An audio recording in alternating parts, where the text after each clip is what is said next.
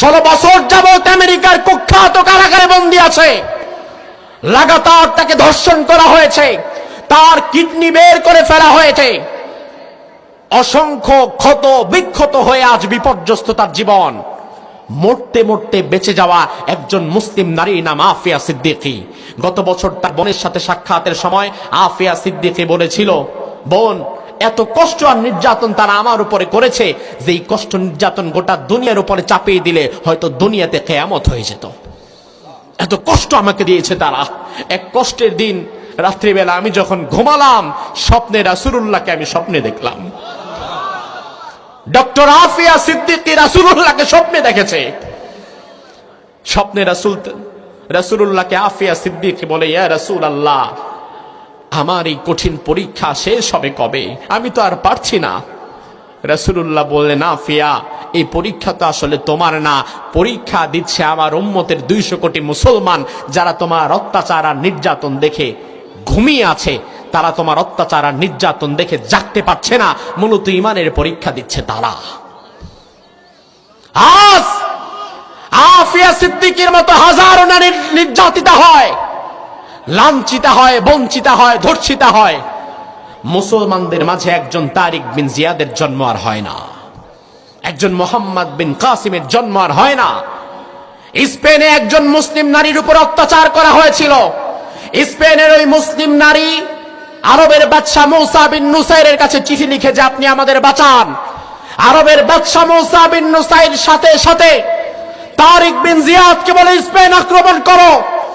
একজন মুসলিম নারীর ইজ্জত সম্ভ্রম নষ্ট হবে আর গোটা দুনিয়াতে মুসলমানরা বসে বসে আঙ্গুল চুষবে, এটা হতে পারে না। তারিক বিন জিয়াদ সৈন্যদেরকে নিয়ে আরব সাগর পাড়ি দিয়ে স্পেনে চলে এসেছে। স্পেনে এসে সব ডিঙ্গি নৌকাগুলো আগুন দিয়ে জ্বালিয়ে পুড়িয়ে তছনছ করে দিয়েছে। তারিক বিন জিয়াদ সৈন্যদেরকে বলল, সৈন্যরা, আইয়ুহাল ইখওয়ান আইনাল মাফার, ও ভাইরা, পালাবা কোথায়? পালানোর কোনো পথ রাখি নাই। যেদিক দিয়ে পালাতে পারবা সেই সব নৌযানগুলো আমি জ্বালিয়ে দিয়েছি। এখন সামনে যাওয়া ছাড়া কোনো উপায় নাই। যেতে তোমাকে হবেই, হয়তো যুদ্ধ করে শহীদ হবা, অন্যথায় গাজী হয়ে স্পেনের বুকে কালিমার পতাকা ওড়াবা। মুসলমানেরা সেদিন একত্রিত হয়ে স্পেন আক্রমণ করেছিল। স্পেনের জালিম রাজা রডারিক স্পেন ছেড়ে পালিয়ে যেতে বাধ্য হয়েছিল। ওই মুসলমান গোটা স্পেন শাসন করেছে 800 বছর। ওই স্পেনে মুসলমান এসেছিল শুধুমাত্র একজন নারীর সম্মান কেন নষ্ট হয়েছে, ওই সম্মানের প্রতিশোধ নেওয়ার জন্য। আর আজ মুসলমান 200 কোটি আছে, অথচ তাদের মতে তারিক বিন জিয়াদের মতো ইমানদার একজন নাই, মোহাম্মদ বিন কাসিমের মতো একজন নাই। আমি আজ কুমিল্লার এই হাজারো জনতাকে বলতে চাই, আগামীর পৃথিবীতে ইসলামের পতাকাকে যদি উড্ডীন করতে চায়, ফিলিস্তিনের আল আকসাকে যদি আবার আমরা আমাদের হাতে আনতে চাই, গোটা পৃথিবীতে কালিমার রাজ যদি আমরা করতে চাই, আমাদেরকে তারিক বিন জিয়াদের মতো দাঁড়িয়ে যেতে হবে। দুনিয়ার সব পরাশক্তি আমাদেরকে দেখে ধর ধর করে কাঁপবে। লিল্লাহ তাকবীর, লিল্লাহ তাকবীর। হাসিবান নাস, দুনিয়ার মানুষ কি মনে করেছে নাকি আইয়ুতরাকু, আমি তারে ছেড়ে দেব, আমি তারে নাজাত দিয়ে দিব, আমি তারে মুক্তি দিয়ে জান্নাত দিয়ে দেব। আইয়াকুলু আমান্না, সে শুধু বলবে আমি ঈমানদার, আমি ঈমান এনেছি। ওয়া হুম লা ইফতানুন, তার ঈমানটা আসল না নকল, খাঁটি না ভেজাল, আমি আল্লাহ বুঝি পরীক্ষা করে দেখব না। আল্লাহ বললেন, দুনিয়ার মানুষ কি মনে করেছে নাকি সে শুধু ঈমানদার দাবি করবে আর জান্নাতে চলে যাবে? বরং দুনিয়ার মানুষের ঈমান আমি আল্লাহ তাআলা শক্তভাবে পরীক্ষা করে নেব। পরীক্ষা ছাড়া ঈমানের মৌখিক দাবির ভিত্তিতে আল্লাহ তাআলা কাউকে জান্নাত দিবে? কথা কয় দিবে? দিবে? আমি শুধু কিয়ামতের দিন দাঁড়ায় বললাম, আল্লাহ আমি ঈমানদার ছিলাম দুনিয়াতে, আল্লাহ বলবে যাও সেলসালায় বেহেশতে চলে যাও। এত সহজ? অসম্ভব। তার কারণ আমার ভাইরা, ইমানদার দাবি করলে যদি সবাই জান্নাতে চলে যেত, তাইলে বাংলাদেশে 20 কোটি মানুষেরা 18 কোটি তো নিজেদেরকে ইমানদার দাবি করে, সবগুলাই তো জান্নাতি হওয়া লাগতো। 18 কোটি মুসলমান এই দেশে আছে, অথচ এই দেশে দিন দিন সুদ বাড়ে, ঘুষ বাড়ে, জিনা বাড়ে, দুর্নীতি বাড়ে, মদ বাড়ে। মুসলমান যদি প্রকৃত অর্থে থাকতো তাহলে তো এগুলো বাড়ার কথা ছিল না।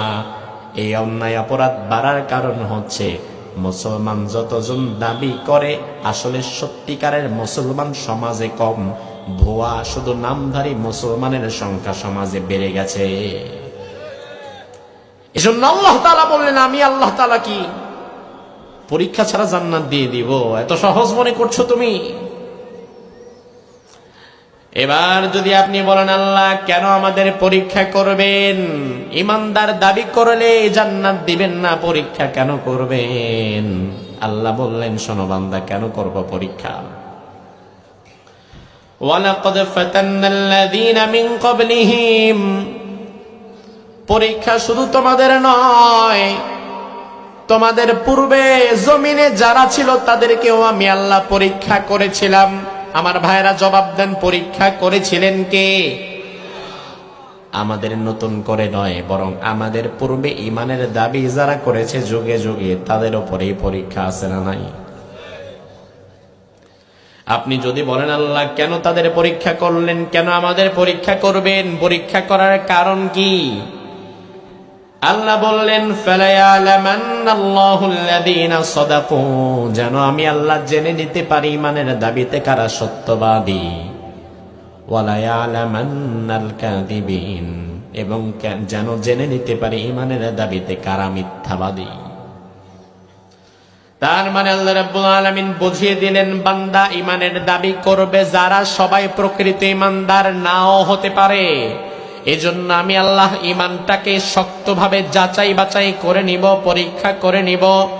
ঈমানদারের ঈমান পরীক্ষা করে আমি আল্লাহ দেখতে চাই ঈমানের দাবিতে কারা সত্যবাদী আর কারা মিথ্যাবাদী।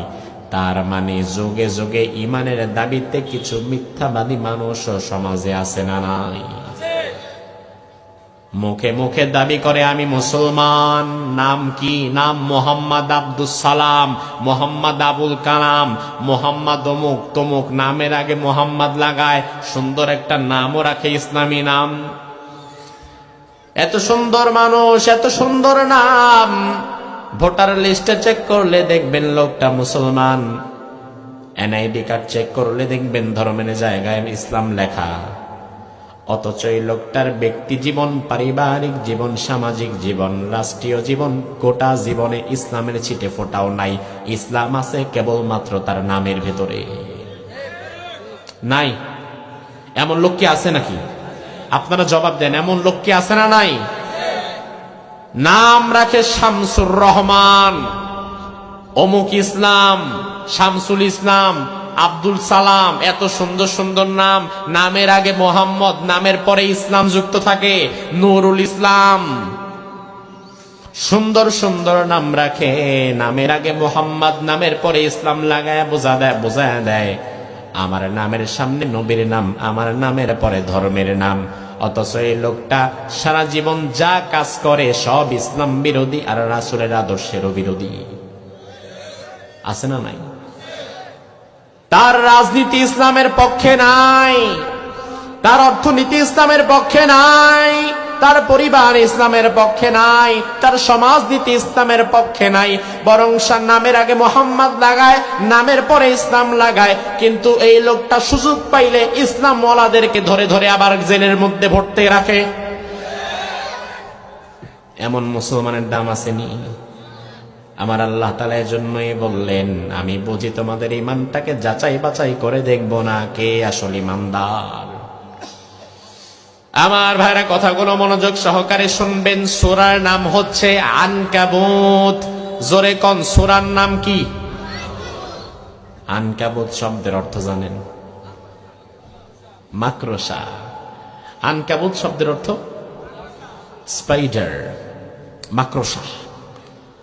কোরআনে কারীমে আল্লাহ তাআলা বহু সৃষ্টিকুলের বহু প্রাণীর নামে সূরা দিয়েছেন। পিপিলিকার নামে সূরা আছে না নাই? নামল। হাতির নামে আছে না নাই? কোন সূরা? ফিল। আবার গরু বাছুরের নামে কোন সূরা? বাকারা। মৌমাছির নামে নাহাল। আর আনকাবুত মানে মাকড়সা। যে সূরা থেকে আয়াতগুলা পড়লাম এই সূরার নাম মাকড়সা। আমি অবাক হয়ে গেলাম, এই সূরার নাম মাকড়সা আল্লাহ কেন রাখলেন? আনকাবুত আল্লাহ সূরার নাম কেন রাখলেন? অবশেষে একটা থিওরি যখন আমি পড়লাম তখন এই বিষয়টা আমার মাথায় ঢুকে গেল। আমার ভাইরা, মাকড়সাকে বলা হয় দুনিয়ার সর্বশ্রেষ্ঠ ত্যাগী মা, ত্যাগী প্রাণী মাকড়সা। আপনার আমার মা আমাদের জন্য ত্যাগ তিতিক্ষা অনেক করেছে। মায়ের ত্যাগ তিতিক্ষা ছাড়া আমরা বড় হতে পারতাম না, এ পর্যন্ত আসতে পারতাম না। কিন্তু দুনিয়াতে মাকড়সার মতো এত ত্যাগ অন্য কোনো মা করে না। তার কারণ হচ্ছে, বিজ্ঞান বলে একটা প্রাপ্তবয়স্ক মাকড়সা যখন তার বাচ্চা দেওয়ার সময় হয়ে যায়, মা মাকড়সার বুকের সাথে একটা ছোট্ট ডিমের থলি ঝুলতে থাকে। ওই ডিমের থলিটার ভারে মা মাকড়সা বেশি দূর দৌড়াতে পারে না, ডানে বামে বেশি দূর চলাচল করতে পারে না। আস্তে ধীরে হাঁটা লাগে, কষ্ট হয় তার। তবু ডিমের থলিটাকে মা মাকড়সা ফেলে দিয়ে যায় না, চাইলে ফেলে দিতে পারত।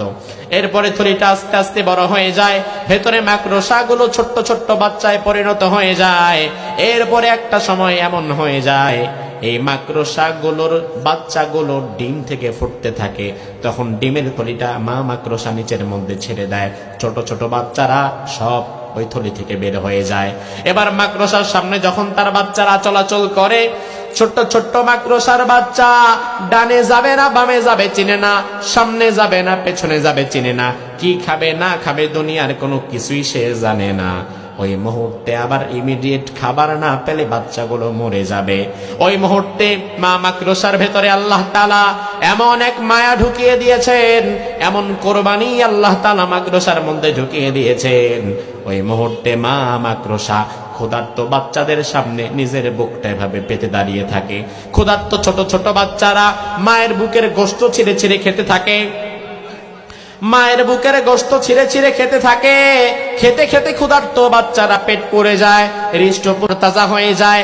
অন্যদিকে 2-1 দিন পরে দেখা যায় যে মা নিজের বুক পেতে দাঁড়িয়েছিল, ওই মা তার বুক থেকে সন্তানেরা একটু একটু করে খেতে খেতে খেতে খেতে ওই মায়ের বুকের মধ্যে আর কিচ্ছু নাই, ওই মাটাও তখন মরে যায়।